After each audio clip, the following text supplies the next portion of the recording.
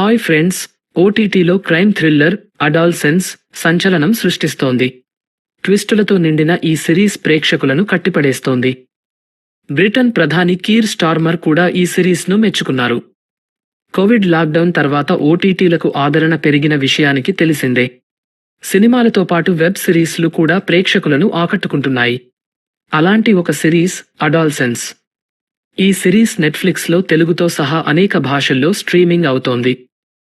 కథలోకి వెళితే 13 ఏళ్ల జేమీ మిల్లర్ అనే అబ్బాయి తన క్లాస్మేట్ను హత్య చేసిన కేసులో నిందితుడు. పోలీసులు అతన్ని అరెస్ట్ చేసి విచారిస్తారు. జేమీని విచారించడానికి ఒక సైకియాట్రిస్ట్ సహాయం తీసుకుంటారు. ఆ విచారణలో జేమీ ఎలాంటి నిజాలు బయటపెట్టాడనేదే ఈ సిరీస్ కథ. ఈ సిరీస్లో స్టీఫెన్ గ్రాహం కథ అందించడంతో పాటు నటించారు.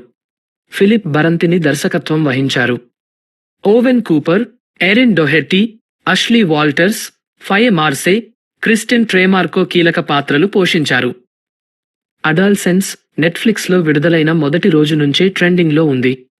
ప్రపంచవ్యాప్తంగా ఓటీటీ ట్రెండింగ్లో టాప్ 1 వెబ్ సిరీస్గా నిలిచింది.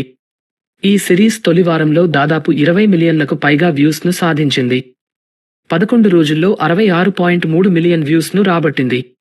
కాబట్టి మీరు కూడా ఈ క్రైమ్ థ్రిల్లర్ను చూసి ఎంజాయ్ చేయండి.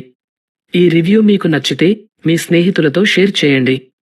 మరిన్ని సినిమా రివ్యూల కోసం వన్ తెలుగు ఛానల్ను సబ్స్క్రైబ్ చేసుకోండి.